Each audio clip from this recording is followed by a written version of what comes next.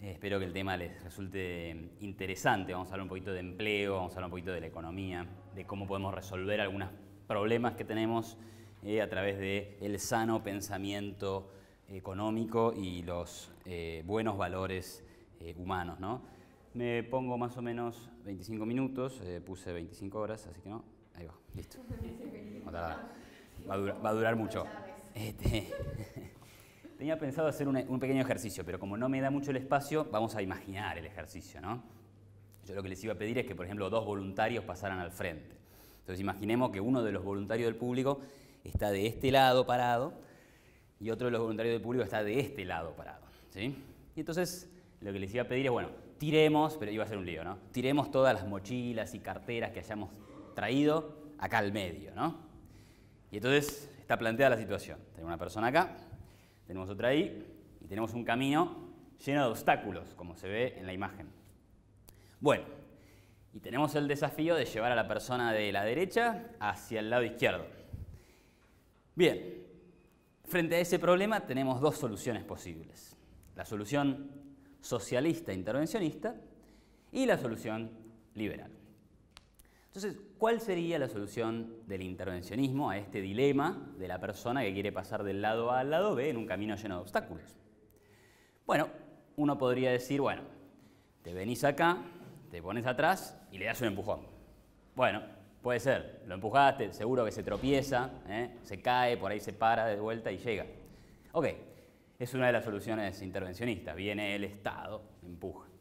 Otra podría ser, bueno, a ver, pará, hay un par de mochilas ahí, bueno, agarremos un par de pupitres y hacemos como una especie de puente para sortear todos esos obstáculos. Y otra podría decir, usted es un maldito que no se anima a ir para allá, capitalista explotador, y ahí a ver si lo convencemos para que se mueva. Soluciones del estilo intervencionista. ¿Cuál sería la solución liberal? ¿Alguno se la está imaginando?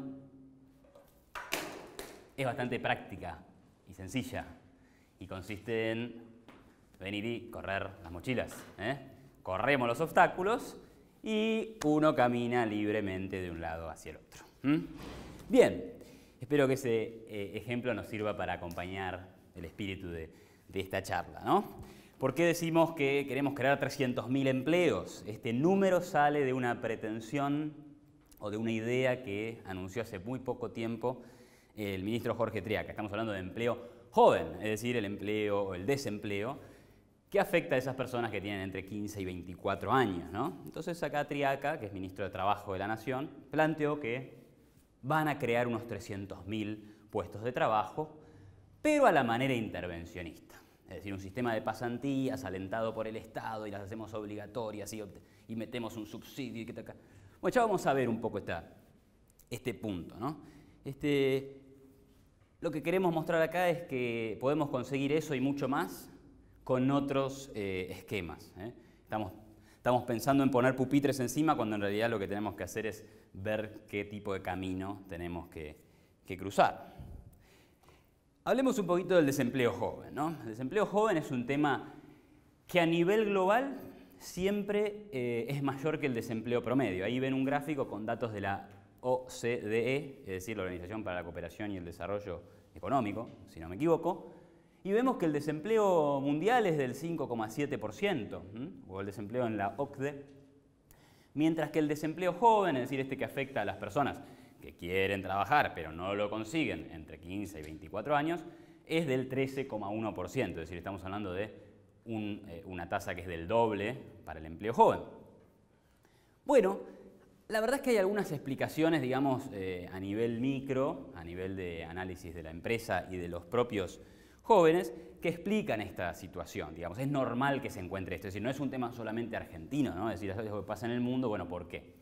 Algunas de las explicaciones las tenemos aquí, ¿no? Por ejemplo, es un riesgo mayor contratar a una persona joven que contratar a una persona que tiene mayor edad. ¿Por qué? Bueno, porque cuando tenés más edad se asume que tenés más experiencia. Entonces yo te contrato y la posibilidad de que me equivoque al contratarte es menor, ¿sí? Entonces si vos sos muy joven, por ahí, digamos, no tenés mucha experiencia, venís a hacer un trabajo, te cuesta mucho aprender a hacerlo. Bien. hay una gran inversión y poco retorno. Y esto viene ligado a la idea de los millennials, pero no tiene que ver con los millennials, ¿sí? Tiene que ver con la juventud en general. Vamos a invertir mucho siendo empresas en contratar una persona nueva. Siempre pasa eso. Hay que enseñarle, no solo las habilidades técnicas generales, sino las habilidades técnicas específicas de cada empresa, que tiene que ver con su puesto y que tiene que ver con la misma cultura de la empresa, ¿no? Es decir, hay todo un proceso de incorporación, enseñanza, hasta que esa persona desarrolle su potencial pleno, su máxima productividad, va a pasar un tiempo y la empresa va a estar invirtiendo ahí, le va a costar. Y ahí viene el factor millennial. Las personas jóvenes en general están buscando qué trabajo les gusta más. Entonces probablemente ingresen a uno y si ven que no les gusta, salten a otro. Pero eso se agrava en el caso de los nuevos jóvenes, porque se dice que tenemos poca, bueno, me incluyo, ¿no? Que tienen poca capacidad de mantener la atención. Entonces, si tenés poca capacidad de mantener la atención, también tenés poca capacidad de permanecer siempre en el mismo trabajo, ¿no? Estás siempre pensando, a ver, ¿en qué otro lugar podría estar mejor? Entonces, eso aumenta, obviamente, el riesgo de contratación de las empresas, porque vos sabés que contratás y lo más probable es que se vaya. Es decir, lo más probable es que aprenda todo lo que quiera aprender y se vaya con esas habilidades a otro lugar. Entonces, es normal que el desempleo en estos casos sea más alto. Poca experiencia laboral, lo mencionamos, y ahí influye también un poco la educación.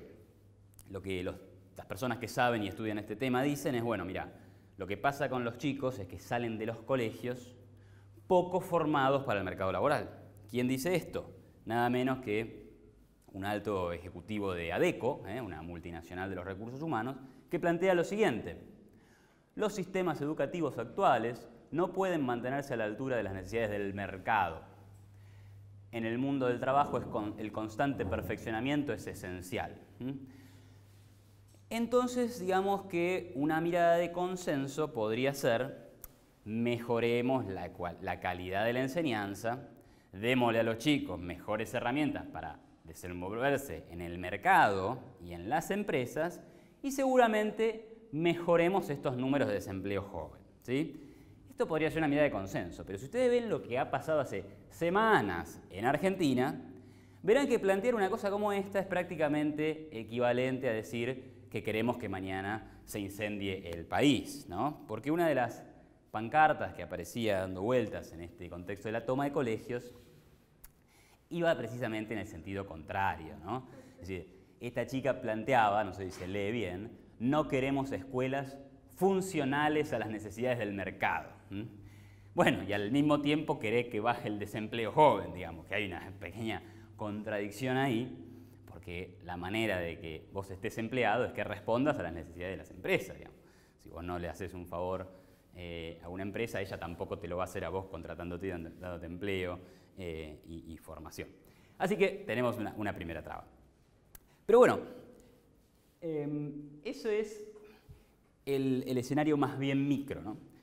Ahora quería dedicar esta por ahí segunda parte de la charla a conversar sobre la Argentina. Es decir, cómo está la Argentina en el tema del empleo joven, en el tema del desempleo joven. Es decir, ya sabemos que el desempleo joven es un tema a nivel mundial, que tiene causas que son muy específicas y que por ahí se mantengan en el tiempo. Pero Argentina es un país que tiene un desempleo joven excesivamente elevado en comparación con el promedio de la OCDE, ¿no? Ahí ven que tiene como un 24,6% de desempleo, mientras que el promedio es 13%, y mientras que hay países que tienen desempleos jóvenes de 5% o 10%. ¿De qué año es esto? Esto debe ser de este año, si no del anterior. Digamos, es reciente. Es reciente de lo último que hay. Bien, pero eso no es el único problema que tiene el mercado laboral en la Argentina. Es decir, si vemos, por ejemplo, y acá te digo bien el dato del año, porque estas son estimaciones para 2018, del FMI sobre el desempleo en la región, vos ves que Argentina está un poquito por encima. Y esto es optimista, porque el desempleo hoy está en el 8%, ¿sí? Entonces, en términos de la región, Argentina todavía tiene un desempleo por encima del promedio y lejos de países como México o Panamá, ¿sí? Que están en 4 o 5%. Bolivia no lo menciono porque, bueno, no creo que querramos seguir el ejemplo del modelo económico de Evo Morales, pero México y Panamá me parecen que son más bien razonables y no estaría mal tener sus niveles de desempleo, ¿no? Bueno, Argentina está un poquito por arriba, les decía 8, 7%. Así que, alto desempleo joven, desempleo general por arriba del promedio, una tasa de empleo público que ha crecido de manera importante en los últimos años y que está en niveles récord, a pesar del cambio de gobierno, está en el 50%. ¿Qué quiere decir esto? Esto es el empleo registrado, es decir, el empleo formal. Tenés alrededor de 3 millones de empleados públicos y alrededor de 6 millones de asalariados privados, ¿sí? Así que esa división hoy te está dando 50%, cuando hace unos años, en el año 2012, era del 43%. Es decir, ¿y por qué se menciona el empleo público? Porque a veces el empleo público sirve para disfrazar un desempleo, sirve para disfrazar un verdadero desempleo. Es decir, gente que no estaría consiguiendo trabajo en el mercado formal privado, el gobierno ¿qué hace? La contrata para reducir las cifras de desempleo. Entonces tenemos ahí un problema por ahí encubierto. Y no solo eso, el último gráfico sobre la Argentina es la alta tasa de informalidad. Hay mucha gente que no está consiguiendo empleo en el mercado formal y tiene que irse a buscar trabajo a un sector informal donde, bueno, no tiene un recibo de sueldo, no recibe, en principio no aporta para la jubilación, etcétera, etcétera, ¿no? Bien, pero la realidad es que la verdadera pregunta es, ¿cómo es esto posible? ¿Por qué hago la pregunta, no? Porque uno dice, bueno, es desempleo normal, pasa en todos los países del mundo. Pero ¿cómo es posible que exista el desempleo? Digo, ¿cuál es la regla número 1 de la economía? Seguro que la saben. Se las digo. La regla número 1 de la economía es que los recursos son escasos y las necesidades son ilimitadas, ¿sí? Como ven ahí, las necesidades suelen ser, bueno, no suelen ser, son siempre, en todo momento y en todo lugar, mayores que los recursos. Si no, no habría necesidad de economizar esos recursos, asignarlos a sus mejores fines. Es decir, toda la ciencia económica carecería de sentido si todos los bienes fueran como el aire, porque claramente sobrarían y habría bienes para todos. No hay bienes para todos en todo el tiempo y en todo momento. Hay recursos escasos. Entonces, ¿cómo puede ser que, siendo los recursos escasos, estemos hablando de la problemática que es la siguiente? Algunos recursos, llamados recursos humanos, sobran, porque en definitiva cuando hay desempleo queremos decir que esas personas no están ocupadas en resolver necesidades, sino que están viendo cómo ocuparse. Es raro. Es decir, en un mercado libre no debería existir el desempleo porque los recursos estarían satisfaciendo alguna necesidad, estarían empleados en algo. ¿Cuál es entonces el problema? ¿De qué estamos hablando? El problema es el gobierno. El problema es el gobierno. Ok. Bien. El gobierno que nos impone trabas. Y acá dividí en dos partes las trabas que puede imponer un gobierno hacia la creación de trabajo. Por ejemplo, una de ellas son las barreras institucionales y la otra, son las trabas microeconómicas y las trabas macroeconómicas, ¿sí? Bueno, vamos a ver algunas de estas trabas microeconómicas, ¿no? Una de las grandes trabas microeconómicas que tiene el mercado laboral, o sea, cuando hablamos de micro hablamos de un mercado en particular, el de la carne, el de la leche o el del empleo, ¿sí? Son los impuestos, ¿no? Y en esto Argentina es, digamos, campeona mundial. Estos datos que les muestro acá son del análisis que hace José Luis Espert en La Argentina Devorada en base a datos internacionales. Esto es la tasa de impuestos sobre el salario, en realidad es el salario bruto. Argentina tiene 43,6% de impuestos laborales. ¿Eso qué quiere decir? Que cuando uno recibe 100 pesos de salario de bolsillo, el empleador está pagando por ese salario 152. Pero esa es la medida comparable. Esa es la medida comparable. Si le sumamos cosas que no son comparables con otros países del mundo, como por ejemplo los aportes al sindicato, los seguros de sepelio y otras cosas que tienen que pagarse en concepto o que son impuestos, estaríamos en una diferencia de 100 y 167. Es decir, cada empleado a una empresa le cuesta, además de lo que el tipo se lleva de bolsillo, 67% por encima. Es decir, claramente es muy caro contratar más allá del sueldo, ¿eh? Y si las cosas son muy caras, la cantidad demandada cae, ¿sí? Porque la curva de demanda tiene pendiente negativa. Entonces, esto es una traba para la contratación, y desincentiva que las empresas contraten y quieran incorporar empleados. Pero no es la única. Argentina está repleta de trabas, está repleta de obstáculos, ¿sí? Y en el contexto del mercado laboral, ellas serían las siguientes que podemos mencionar. Por ejemplo, las indemnizaciones por despido, ¿no? Este es un tema muy interesante. Una indemnización por despido implica que a la hora de terminar la relación laboral, ¿sí?, el empleado debe pagar un concepto extra de indemnización.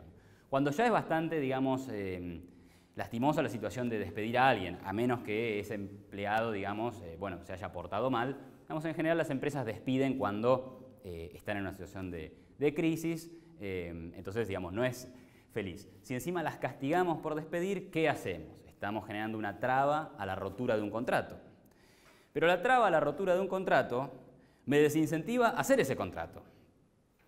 Imagínense que mañana los invito a todos a mi casa. Entonces digo, muchachos, están todos invitados a comer, vamos a comer espectacular, vamos a pedir comida al mejor restaurante de todos, vamos a pedir la mejor bebida de todos, de todas, y va a haber un show de este personaje Mendoza, el de Extravaganza, Flavio Mendoza, ahí está, perfecto, espectacular, una maravilla. Bien, perfecto, están todos contentos, vienen corriendo, y yo les digo, la única condición es que voy a cerrar con llave y no voy a volver a abrir la puerta de mi casa. Bueno, claramente las ganas de venir, ¿estás bien, Candy? Las ganas de venir se van a caer, porque ustedes de repente se ven presos de una situación de la que no pueden salir. Entonces, cuanto más trabas le pones a la salida de un contrato, menos gente entra, ¿eh? Y eso es la indemnización por despido, que así como está, es de 2,5 veces la que se paga en Brasil. Y recordemos que hace meses nada más, en este país estábamos pidiendo imponer doble indemnización. Es decir, queríamos que el costo de salida fuera 5 veces el de Brasil. Y ni hablar de los que dicen que había que prohibir los despidos por no sé cuántos días.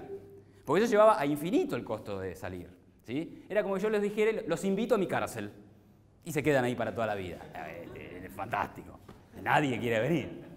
Así que es complicado, ¿no? El poder de los sindicatos. Vamos a tratar de avanzar rápido. Los sindicatos le ponen una inflexibilidad total al mercado. Cuando un sindicato acuerda en la paritaria un aumento de, digamos, el 30%, ahí hay un montón de heterogeneidades entre las empresas. No es que todas pueden pagar ese 30%. ¿Qué pasa si alguna solamente puede pagar el 27%?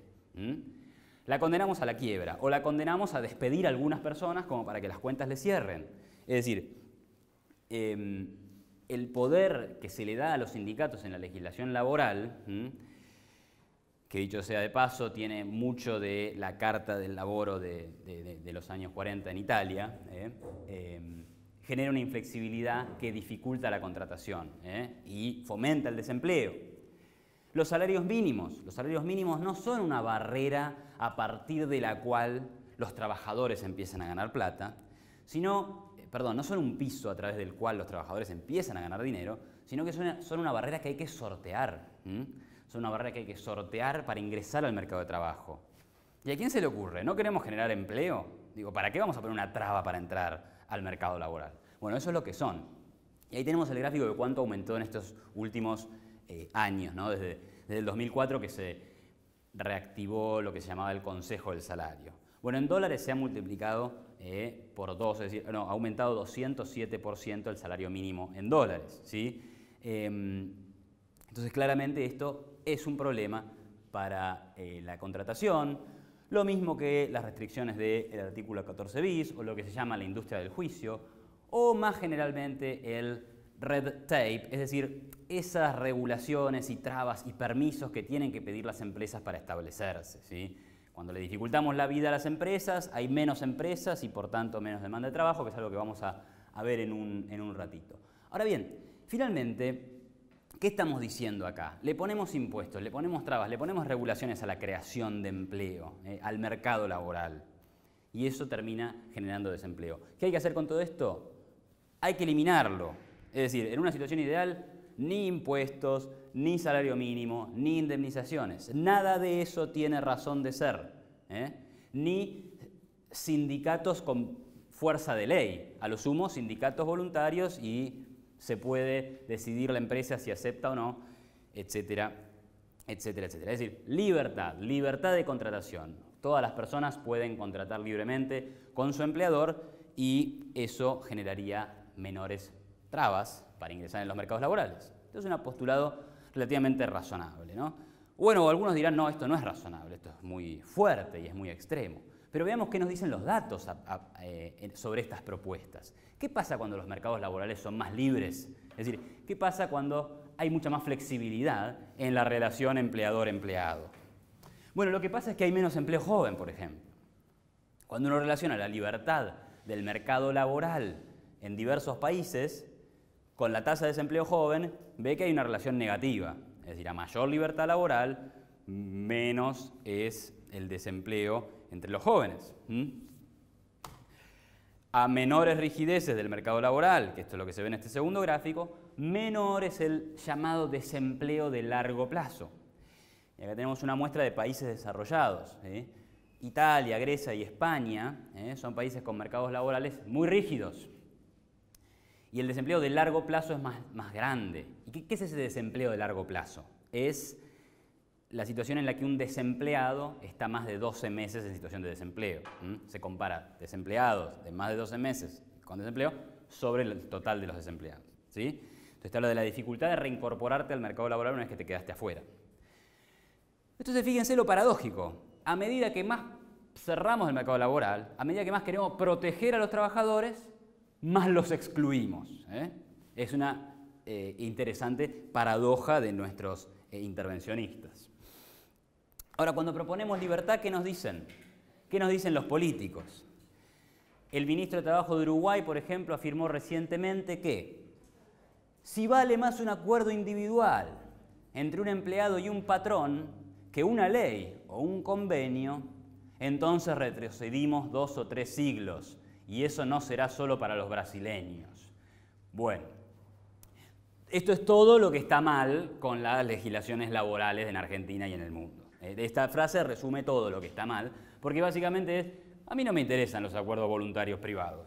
Yo pongo a la ley por encima, es decir, al burócrata que me decide mejor lo que tienen que hacer las empresas. ¿Sí? Y por otro lado, nuestro ministro Teyaca, continuando con la declaración con la que abrimos, habla de 300.000 puestos de trabajo joven con pasantías. Pero ojo, porque las pasantías tienen que estar con un fuerte control del Estado. No deben ser precarias. ¿Qué hay detrás de este pensamiento de ambos? Está la idea de que los empleadores se abusan de los empleados, de que dejados en libertad, las empresas van a explotar a los trabajadores. ¿Y a qué les suena esto? A Marx. Estas ideas están profundamente arraigadas en el pensamiento de Karl Marx, que planteaba que mediante la plusvalía, el empleador se quedaba con parte de lo que le correspondía al empleado. Bueno, lo que no leyeron nuestros expertos en trabajo, que no hacen más que reflotar las ideas de Marx, es a quienes lo refutaron. Acá tenemos una imagen de Karl Marx, caricaturizado, y del otro lado a Eugen von Bauer, economista austríaco, nacido en 1851. Ya Menger había dicho que el valor no dependía del trabajo, sino que dependía de la utilidad que le daban los consumidores a los bienes. ¿Sí? Y von Bauer hace una crítica muy interesante, dice, pero si la fuente de la ganancia empresaria es la plusvalía, ¿cómo puede ser que las empresas tiendan a reemplazar mano de obra humana por máquinas? ¿Cuál sería el interés? Si tu fuente de la ganancia es la plusvalía, ¿para qué incorporas máquinas? ¿Sí? Eso por un lado. Y por el otro, lo que también explicó von Bauer, es que la fuente de la ganancia empresaria no es la plusvalía ni es la explotación, sino que es la toma de riesgo y el tiempo de espera que hay entre la inversión que hace la empresa y el momento en el que cobra sus ganancias.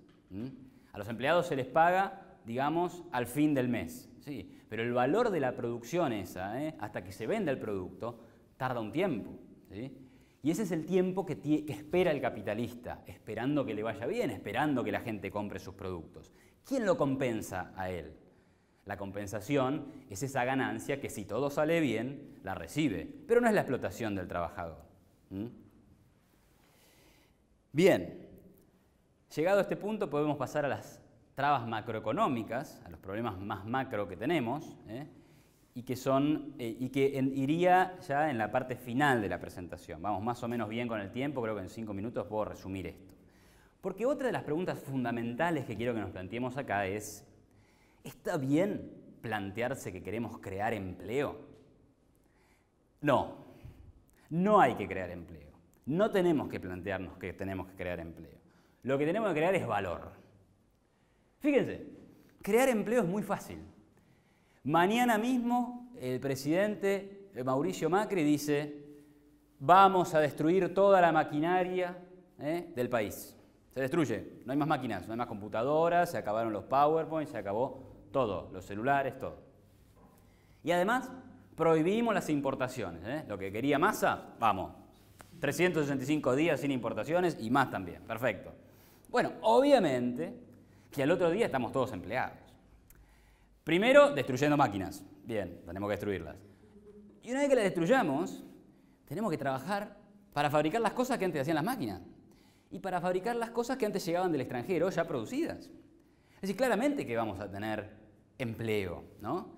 Si mañana ustedes deciden no ir nunca más al supermercado y ponerse a fabricar todo lo que compran en el supermercado, van a estar muy ocupados, ¿sí? Van a estar muy ocupados. Además, casi que no van a poder dormir, porque van a tener que hacerse, digamos, el arroz, lo van a tener que ir a cocinar, a buscar al campo prácticamente, ¿no? Es decir, es una situación indeseable. Es decir, ¿a costa de qué vamos a generar empleo? Y ya Rothbard lo ponía claro, ¿no? Es decir, si pone un ejemplo de una finca, dice, si Jones y Smith deciden cerrar las fronteras de su finca y que no entre ningún producto, van a trabajar de sol a sol, para producir los bienes que desean. Pero esa autosuficiencia se va a volver una mera supervivencia. Y llevado al planteo a un país o al mundo, vamos a conseguir pobreza para todos y la eventual muerte de gran parte de la población mundial. Es decir, destruiríamos en un segundo las ganancias derivadas del intercambio y las ganancias derivadas de la productividad de la tecnología. No tiene sentido. Crear empleo a ese costo es imperdonable. Lo que sí necesitamos es crear valor, ¿sí? Necesitamos crear riqueza. Necesitamos crear riqueza. ¿Qué quiere decir eso? Que las empresas tienen que ser cada vez más grandes, tienen que generar cada vez más ganancias, porque cuando generan ganancias las empresas quiere decir que están satisfaciendo las necesidades de los consumidores.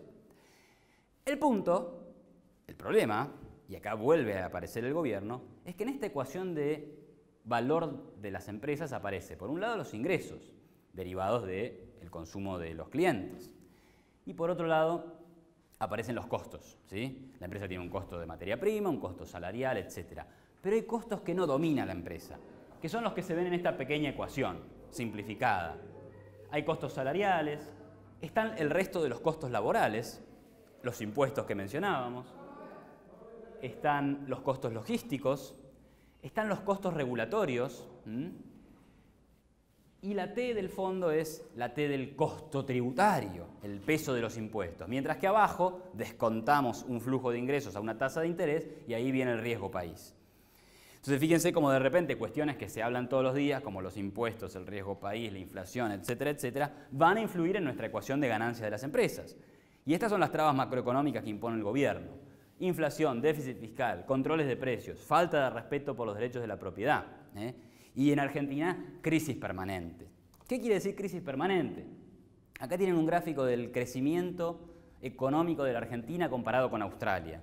Ahí hay medio una ensalada de líneas y columnas, pero veámoslo acá, en esta parte derecha. ¿Qué se ve? Australia es la línea punteada, ¿sí?, en la parte derecha del gráfico. Y más o menos que su tasa de crecimiento, más o menos que se mantiene, ¿no? Desde el año 92 que no ha mostrado una recesión. Anualmente crece todos los años, 3, 4, 3, 4, hasta por ahí 5%. Y fíjense Argentina, es un electrocardiograma. O sea, pasamos de un crecimiento astronómico del 10% a caer un 6%, un 5%. Hacemos un sube y baja. Y a la larga, nosotros, que somos los que tenemos que crecer más que Australia en el largo plazo, para acercarnos al nivel de riqueza que ellos tienen, terminamos creciendo incluso menos. Acá ven el crecimiento acumulado en estos últimos 25 años y resulta que Australia, a paso de hormiga, tranquilo, sin hacer grandes locuras, avanza poquito a poquito y termina con mayor riqueza que la que tiene Argentina.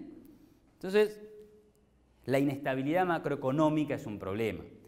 Y en el caso de la Argentina, ¿de dónde viene esa inestabilidad macroeconómica? Supongo que acá todo el mundo coincidirá o pensará que esta es una parte importante del déficit fiscal. Argentina tiene déficit fiscal, se endeuda o acude a la inflación y después viene la crisis de deuda o viene la crisis hiperinflacionaria. Ahora, el origen de ese déficit viene de un gasto público que es insostenible. El gasto público es un problema a nivel de la eficiencia económica porque el gobierno gasta con malos incentivos y con poca información. Es un tema que podemos debatir en otra charla. Pero por otro lado es el origen de los impuestos y del déficit. Y, para peor, está en su nivel máximo histórico.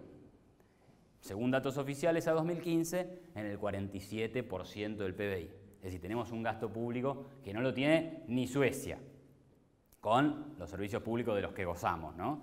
Seguridad, salud y educación y justicia, que dejan mucho que desear.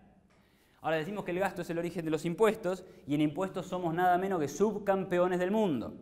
En impuestos al trabajo, campeones del mundo. Pero en impuestos medidos como el porcentaje de ganancia de las empresas, somos el segundo del mundo. 106% de carga tributaria cuando vos comparás todos los impuestos que paga una empresa con sus ganancias. Te da hasta más del 100%, porque vos sumás todos los impuestos y te da hasta más del 100% de las ganancias. Y por último, tenemos una economía reprimida. Una economía reprimida que nos hace ser enemigos de las empresas privadas. En la parte izquierda podemos ver cuál es nuestra posición en el índice de libertad económica. Mientras arriba de todo tenés a Suiza, Australia, Singapur o Estonia, pequeño país excomunista, Argentina tiene el puesto número 156. Y eso que hemos mejorado 4, creo, en el último año. Algo ahí avanzamos. 156. Argentina es una economía reprimida. Del lado derecho tenemos el índice Doing Business. Esta es la facilidad que encuentran las empresas del mundo para hacer negocios en determinados países. Y fíjense qué curioso. Entre los primeros 10 puestos está Dinamarca, Noruega y Suecia. Dinamarca, Noruega y Suecia, considerados países socialistas. El socialismo nórdico. Son los mejores amigos de las empresas, por lo menos 3 de ellos. ¿Por qué? Porque hay reglas claras, porque no hay inflación, porque se les respeta el derecho de propiedad, porque se puede acceder fácilmente a la energía eléctrica, no se te corta la luz todos los veranos porque te controlan las tarifas, ¿sí? ¿Se entiende? Digamos, es un marco amigable con las empresas donde está bien ir a invertir. Bueno, Argentina está en el puesto número 116, ¿sí? Entonces, claramente, siendo enemigo de las empresas, siendo enemigo de la libertad de empresa, no podemos pretender tener empresas. Si no podemos pretender tener empresas, no vamos a tener creación de valor. Y si no hay creación de valor, no hay mayor producción, mayor riqueza, ni aumento de la demanda de trabajo. Por eso, tenemos que mirar todo del lado inverso, ¿no? Necesitamos una economía más libre. Una economía más libre nos va a dar más crecimiento, pero además va a ser más sostenible ese crecimiento. Si hacemos que el Estado tenga un rol más pequeño, que achique su déficit, la inestabilidad va a tender a bajar. Si bajamos la inflación, la previsibilidad de la economía va a tender a subir. Entonces se va a hacer más sostenible ese crecimiento. Va a haber más incentivos para invertir. Y cuando hay mayor inversión, hay mayor producción, hay más bienes y servicios, bajan los precios, suben los salarios reales y además demandaste más mano de obra. Es decir, que tenés menos desempleo. Así que pongámonos como objetivo, ¿por qué no bajar el desempleo de hoy, que está en 8% en los últimos trimestres, ¿sí?, al 4%.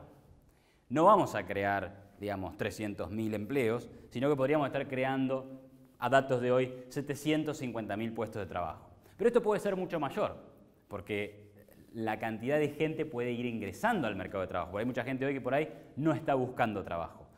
Tenemos que esa gente puede incorporarse, empezar a buscar trabajo, porque si ve una economía que crece, si ve inversión, si ve crecimiento y progreso, va a estar más motivado para incorporarse en el mercado laboral. Entonces este número puede ser incluso mucho mayor. Así que bueno, con eso, digamos, cierro mi presentación y el mensaje es este, ¿no? Libertad, crecimiento económico, mayor prosperidad, mayor riqueza y como colateral vamos a tener mejor, menor y de mayor calidad empleo para todos. Así que bueno, muchas gracias y quedo abierto a las preguntas.